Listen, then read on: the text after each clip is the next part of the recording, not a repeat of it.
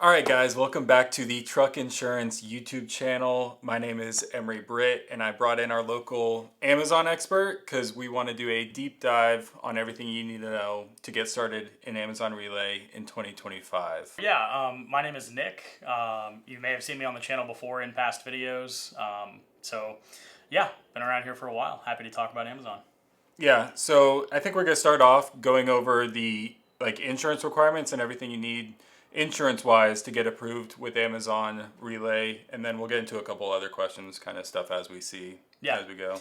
Yeah, for sure. So there's a lot of questions around what you need to get approved for Relay. Can you get on immediately as soon as you have your DOT and MC set up and things like that. So we'll go over the basics here regarding box trucks as well as semis. So that way we're covering both operations here. So Amazon doesn't do cargo vans, though, do they? They don't, not currently. And they didn't used to do box trucks years and years ago either. So, that could change. And if that does change, we will definitely put out a video about it. Okay, starting with the first requirement, when can I apply for Amazon Relay? Good question. So, at an absolute minimum to apply for Relay, you need to have your MC active. So, not that you bought a policy and you think your MC is active. You actually have to have active status on the FMCSA to be able to apply. If you apply before then, you're more than likely just going to automatically get declined, and then reopening your application is a headache. Yeah, okay.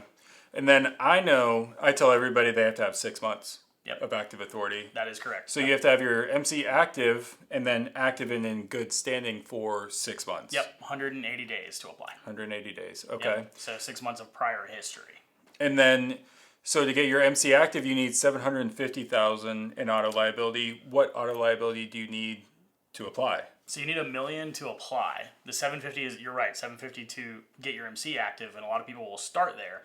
But before you actually apply, you need to have your liability limits raised up to $1 million. To $1 million, yep. Which most people already have, just because that's what you need for 98% of brokers anyway. Right. So even if you're not doing Amazon, you probably have $1 million if you're hauling from load boards and all that good stuff too. Yeah, exactly. And then next requirement for insurance, what is it? So most commonly is going to be your cargo, right? And so cargo standard insurance coverage for the industry is going to run $100,000 with a $2,500 deductible. You can opt for a lower deductible at $1,000 with most insurance carriers. However, $2,500 is standard. So $100K for the limit and $2,500 for the deductible will get you approved. As far as the commodities and stuff, we're going to list the majority of people hauling with Amazon as general freight. Yeah, I would say. And that's the same for box trucks and semis. Box trucks and semis, yeah. They both have the $1 million auto liability requirement. They both have the $100,000 cargo requirement. Okay, cool. Yep. And then I know there's one thing that's very specific for semis or tractors, and that's trailer interchange. Correct, yes. So that is the one coverage that you won't find on the box truck side. Obviously, you're not hauling a trailer right, with not a hauling box a trailer truck. with a box truck. At least I hope you're not. So they do require $50,000 in the trailer interchange. And so most insurance carriers are going to go over that amount. Like a lot of them will do Progressive, for example, right? Super common. The increments once you get above 40,000 are in 20s. Yeah. So you'll actually have 60K on the policy, but you're required to have 50, so it will suffice. You can always over-insure, you just can't under-insure. Yeah. So, 50,000 for the trailer interchange. And it's trailer interchange covering dry vans, right? Correct, yes. Yeah, so when your agent is selecting that you want trailer interchange, they're actually being asked what type of trailer. It's going to be dry van for Amazon. Yeah, I guess that's something that I see on my end that I know to click dry van. Right. Maybe you applying or getting someone to apply for you, they might ask you, and you'd be like, oh, I like flatbeds, but you can't do that with Amazon. Still going to be dry van, yep. And I mean, a lot of people in some markets for Amazon, you can actually order like groceries and stuff, and so some of those could be reefer. I would just clarify with your agent if you plan on doing anything refrigerated, make sure you have that conversation. Okay, yeah. And then they have one more requirement that's the same for box trucks and semi trucks, and that's general liability, right? Correct. Yep. So a lot of people, when talking about general liability, they say, "Oh, I need to get that $2 million coverage." What they're referring to is the general aggregate. So there are two pieces to the general liability. There is a per occurrence or per claim, and that's $1 million. And then there's the general aggregate, which is $2 million. So I refer to that as like a 1-2 GL policy. And all that means is that in a given claim, they're going to pay up to $1 million. And then in a given year, they'll pay up to $2 million. Yep. So you need a $1 million per occurrence with a $2 million general aggregate. We call that 1 million, 2 million GL. And that's it. Now, there is one other coverage that a lot of people don't talk about that's in fine print. And it's an if this applies to you type of scenario. So you may see that they ask for workers' compensation or occupational accident. As a lot of people who have been in this industry for a long time know, workers' comp is going to vary from state to state. Every state has different requirements on whether you have to carry it or whether you don't have to carry it. So what I would recommend doing is talk with your agent, check with your state about your specific workers' comp requirements. If your state is not requiring you to have workers' comp based on your company structure, then Amazon does not require you to have workers' comp. But if your state requires it, then you have to have it. Yep. Yep. And isn't it a lot of states, I'm not a big genius on workers' comp, but isn't it most states, if you've got over a certain number of employees, you automatically have to depend? Typically, yes. Yeah. Like, for example, we're in North Carolina, right? So North Carolina is a 4-employee minimum. If you have more than 4 employees that are W-2, not including the owner. Workers' comp. Yeah, not including the owner. Not including so the owner. 4 employees in total.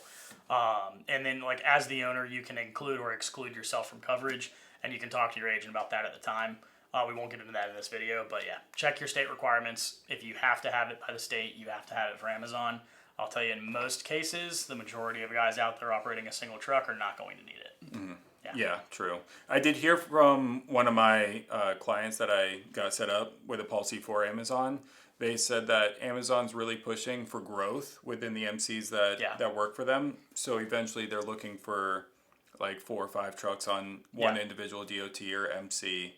So eventually you might run into that if you're one of the ones that gets pushed to grow. Yeah, and that's actually a really good point, is just because you don't need it now, right? Like, let's say you're in North Carolina, you start with 1 truck. Well, you don't need it, right? You're the only guy, you're operating on your own. But if you grow to 5 trucks before your next renewal, now you have to submit your renewal insurance to Amazon. Now you have enough employees to require workers' comp. You need to make sure you're submitting that as well. Okay, very good to know. Yeah, so as your company grows, check your requirements. And then you apply for Amazon Relay. How long does it take before you're approved and can start that side of the business? Yeah, so once you submit your application, your agent is going to get an email. It's automated. That's like basically showing you've applied. It actually comes from RMIS. And so they're the ones who are going to verify the coverage. So your agent gets that sent out. Let's say you have a great agent. They send it out same day, right? You would expect probably between a week to up to 3 weeks. So I would say between 7 and 21 calendar days to get approval. The quickest I've ever seen it is like 2 days. Okay. Yeah, so it can happen fast, but set yourself up for success and plan for 1 to 3 weeks. Okay. And you're at 6 months already, so chances are you're working loads. anyways. You're working. Yeah. So Yeah, that you're shouldn't be booking an loads, you're issue busy. to wait like 2-3 weeks, maybe potentially at the longest 3 weeks. Yeah. And then I know a lot of guys have asked me this. Do you have to have a CDL to do Amazon Relay? No. So because you can do box trucks and you can do semis, obviously for a semi, you're over 26,001 pounds. So you need a CDL if you're going to do a semi. But if you're doing Amazon with a box truck, you're running a 26 foot box truck under the 26,000 pound threshold, then no, you don't need a CDL. Okay, very cool. And then let's say I'm in North Carolina. I've got my DOT number. I do not have a motor carrier authority, and I want to do Amazon locally. Can I do that? No. Amazon, even if you're going to stay in the same state you're in, is going to require you to have an active MC. Cool. So a lot of people ask that question because it's like, well, I'm taking loads, 50 miles, right? I'm not crossing state lines. Why can't I work for Amazon? Right.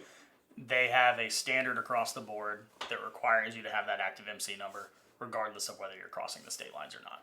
Okay, cool. And I mean, that covers a lot of Amazon Relay. Like, generally, it is a good network to be in. I think a lot of people get into trucking with that as their goal. Yeah, absolutely. Is there anything else you think people should know before if that's their one goal, is to run for Amazon? Do you have any other tips? Watch your inspections and keep your DOT scores good, because the thing is you can hit that 6 month mark, but within those first 6 months, if you fail a bunch of inspections and your DOT scores are going to go down, you can actually get declined whether you meet the coverage requirements or not. And then one tip for anybody who's not familiar with Amazon's process: if you get on boarded with Amazon, everything goes smooth, you've waited your 1 to 3 weeks, and you're approved, make sure that you're in line with Amazon's scoring system, because it only takes a few dings with your Amazon account to where they'll stop taking loads. So make sure you're on top of your business. Make sure you hire good drivers as you grow, and make sure they understand the scoring system and how it works with Amazon. So that way you don't wait those 6 months, get approved, and then miss a couple things or fail a couple loads to where now you can't even do it. Yeah, So- that goes like into a whole nother video we could do about hiring drivers. Yeah, But for sure. make sure your drivers are doing work that reflects what the owner, you probably want to see, so that you can stay in business. Obviously, that goes for not Amazon too. If you've got high DOT scores, you're gonna have trouble with insurance. Is the big thing with DOT scores. Yes. It's like it gets whole so nother complicated. video that we could go into. Whole other video, but just pass your inspections. Yeah. And whatever questions you have on any of this, my phone number is below in the description. I've got a whole quote form if you want to fill it out yourself, but schedule a call. Let me set all this up for you. I'd be happy to help. He'll take care of all the COIs on the back end, sending them all to you. Yep. So let us know what your questions are. Comment anything you need help on. We'd be happy to make a video on it.